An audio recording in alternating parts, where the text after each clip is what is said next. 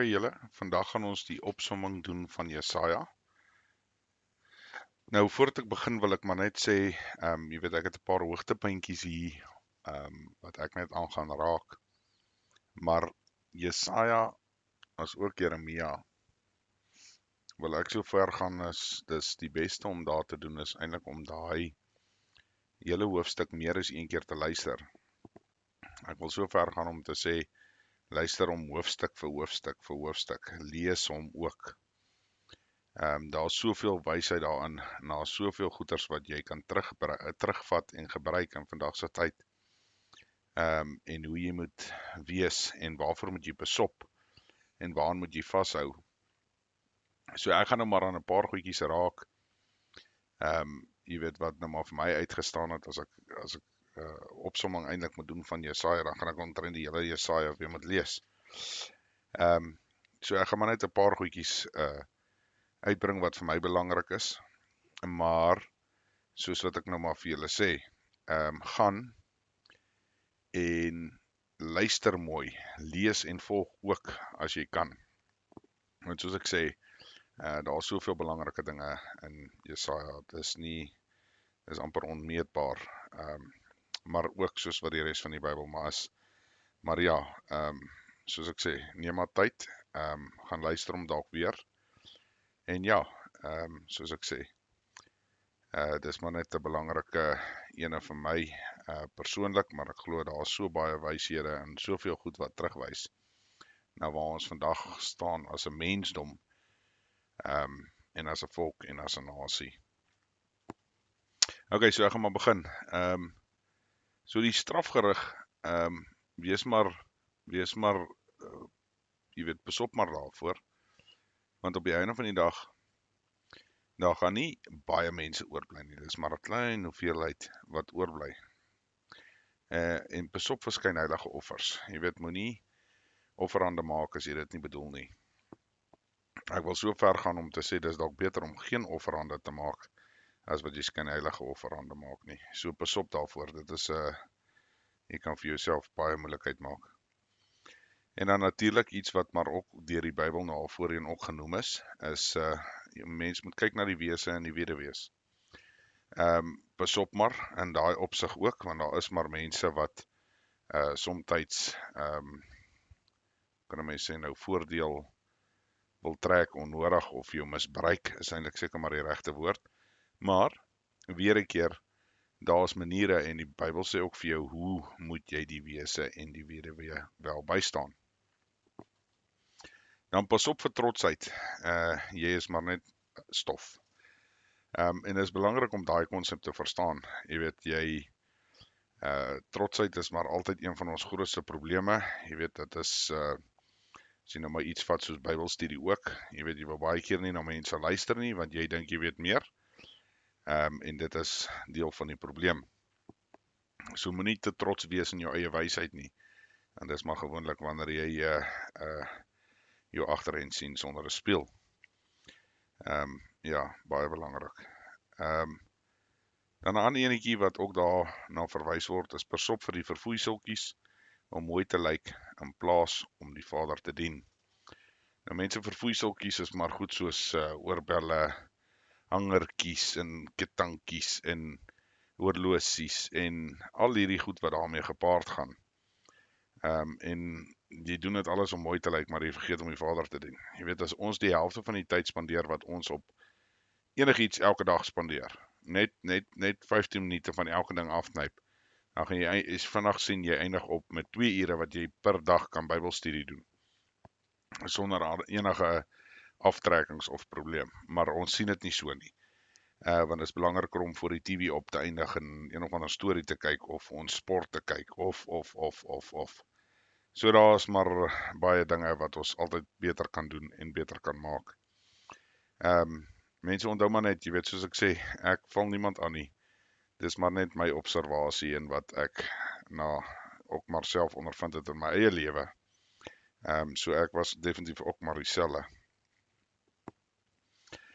Dan as jy gaan lees daarso of bietjie gaan luister, dan sê jy ook optel die strafgerig, en as jy kyk wat met ons besig is om te gebeur, ons is definitief in 'n strafgerig Maak nie saak hoe ons daarna kyk en hoe ons dit wil uitredeneer nie. Dis 'n realiteit. Daar is nie, jy weet, dis eers 'n halwe storie daaroor nie. En een van die redes is juis omdat ons die goed wat sleg is, goed maak. En die goed wat sleg is, of die goed wat, en ons maak goed sleg.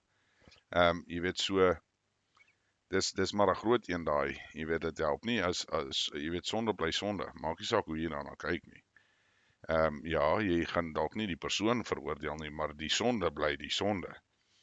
Maar ons verskoon baie goed oor dat dit polities nie reg is nie, of jy's te bang vir die nagevolge daarvan, ensovoorts, ensovoorts. En dit, ongelukkig speel dit maar 'n rol. Of 'n mens dit wil erken of nie. Dit is die realiteit daarvan. En dit is maar, jy weet, weer 'n keer, hierdie strafgerig wat ek glo ons ook onder is maar, jy weet, is omdat ons ook die wet oortree het, of jy dit wil weet of nie. Die wet bly in stand tot aan die einde van dae. En ek meen, dis sy seun se woorde, so dit is nie iets wat snaaks is of so nie, dit is presies wat daar gestaan skryf in die Nuwe Testament. So hou dit maar in gedagte. So ons oortree die wet en dan wil ons vra, hoekom sit ons waar ons sit? Dit maak nie saak hoe jy daarna kyk nie, dit is maar die probleem waarmee jy op 'n daaglikse basis ook maar mee sit. Dan die Immanuel teken, wat dit dan nou is, laat sy seun uit 'n maagd gebore word.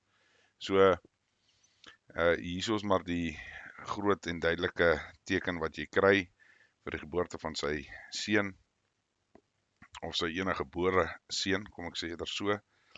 En dit is belangrik om te weet wat is daai teken. En julle sal hoor, daar is sekere mense wat teen dit dalk uitgaan. My opinie bly maar dit is wat dit is. Ek sien nie 'n probleem met daai teken, laat dit uit 'n maagd gebore word nie. As jy nou mooi luister na Jesaja, dan is daar 'n groot deel wat praat oor die koms van Yeshua, jy weet, die seun van die Vader. En dis belangrik om te besef wat hy na verwys, en die paar kere wat hy wel daarna verwys, is 'n hele groot deel daarvan gaan maar daaroor. Dan 'n ander puntjie wat ek ook net wil aanraak, wat belangrik is. Ek het al in my lewe ondervind waar ek seker goed met my gebeur, en dan raak ek sielsongelukkig, en dan as jy gaan kyk wat die wêreld sê, dan is dit nie nodig om ongelukkig te raak nie. En as jy dan nou 'n bietjie gaan navorsing doen volgens dit, dan kom jy agter, presies hierdie woordjies wat ook daar staan, is die wet word verseël in die hart van die gelowiges.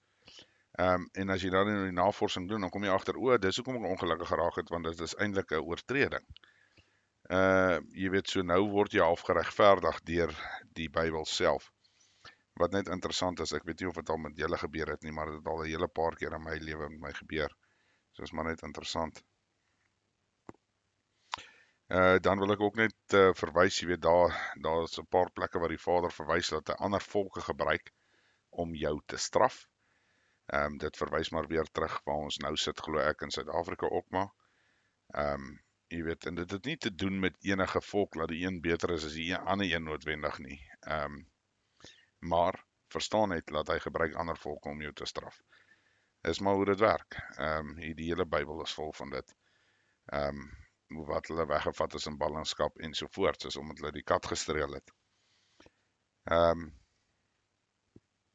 Dan 'n ander punt wat baie, baie belangrik is, en ek dink ons het baie groot probleme in vandag se tyd hiermee, is ons moet luister wat die Vader vir ons sê, en hy praat met ons deur ons woord, of deur sy woord. Daar's mense wat wel drome droom ensovoorts.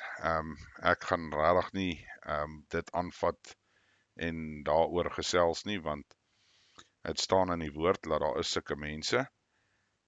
Maar die punt bly die volgende, ons moet na die Vader luister en nie na ander mense nie. Soos jy ook, as jy iemand kry of iemand nader jou en sê, hoor, ek het hierdie droom gehad en dit was hieroor en hieroor. Dis reg, luister vir daai persoon, maar vra ook die Vader of dit so is. Jy weet, moenie huiwer om die vraag aan hom te stel nie, want hy sal tog vir jou dan nou openbaar, ja, dit is so of dit is nie so nie. En dit is belangrik, jy weet, ons moet alles wat ons doen en wat ons doen en later, moet alles deur hom gaan, nie deur iemand of iemand se opinie vra of hoe ook al nie. Dit is maar my opinie daaroor. Jy weet dan, en dan, ek meen, hy verwys daar na Satan se hoogmoed was sy sonde. En ek meen, dit is so eenvoudig. So pas op maar weer, jy weet, vir daai hoogmoedigheid, daai trotsheid, ek weet beter. Jy weet, dis een van die groot goed aan die einde van as alles klaar is dat daai hoogmoed gaan nie meer daar wees nie. Jy weet, daai eengesindheid gaan daar wees. Ja, en soos ek persoonlik sien baie uit daarna. Dan wil ek net noem ook, jy weet, Hiskia wat eintlik moes gesterf het, en nadat hy toe nou daar vreeslik geween en gebid het, het die Vader hy extra 15 jaar bygevoeg op sy lewe, wat natuurlik ook baie interessant is, jy weet. Ons het daarvan in Konings ook al gelees, jy weet, so dit was maar net 'n interessante een om weer te noem. Dan, ekskuus, jy is 'n wurmpie, wees nie bevrees nie. Is eintlik vir my een van daai mooi goedjies wat daar is. Jy weet, as jy, en ek dink die verwysing is redelik eenvoudig, ek gebruik altyd mure, jy weet, as jy agter in jou yard loop en hier sit klomp mure, hulle gee nie om vir jou nie, hulle weet nie wie jy is nie, en hulle verwysingsraamwerk het hulle 'n sekere ding wat hulle moet doen, en hulle gaan en hulle doen hom, en is dieselfde konsep, jy weet, jy is eintlik so nietig en so min, maar tog is daar soveel genade wat vir jou uitgestort word, en liefde. Jy weet, partykeer is dit nie in ons verwysingsraamwerk om dit eers te verstaan nie. Dis maar net my opinie daaroor.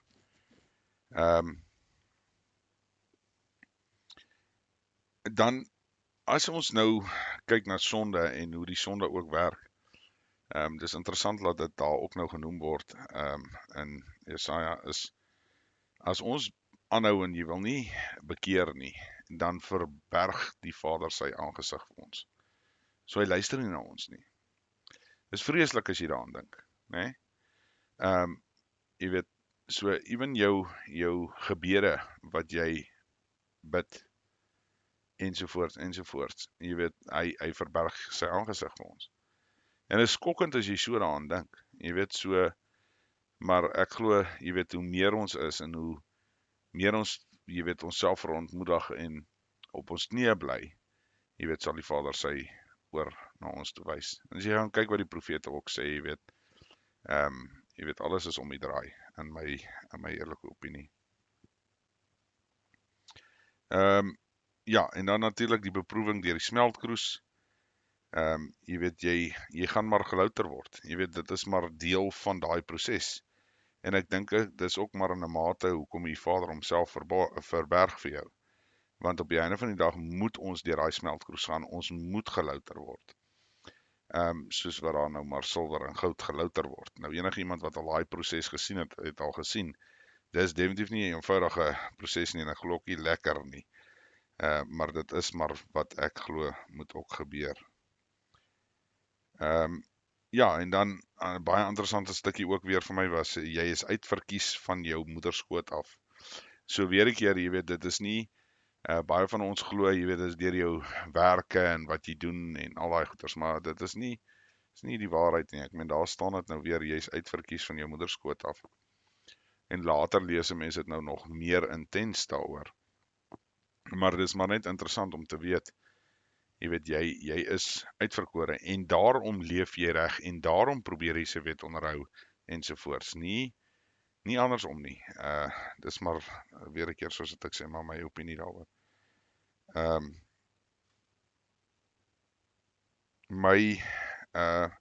dan baie belangrik, hierdie is regtig Iets wat ons nooit moet vergeet nie, want ons hou daarvan om goed in boksies te sit en mooi te verpak en seker te maak ons weet hoe werk goeders ensovoorts. Dit is 'n menslike ding. Maar, nou staan, my gedagtes is nie julle gedagtes nie. My wee is nie julle wee nie.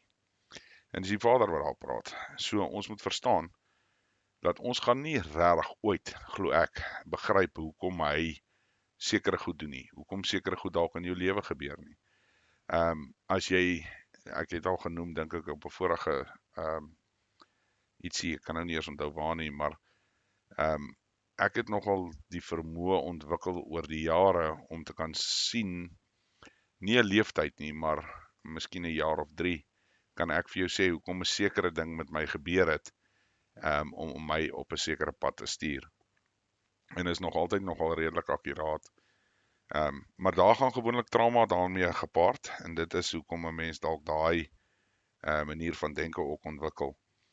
Maar ja, dis belangrik om te besef dat jou wee is nie sy wee nie. So hoe jy dink dit moet werk, is nie noodwendig hoe hy dit gaan maak werk nie.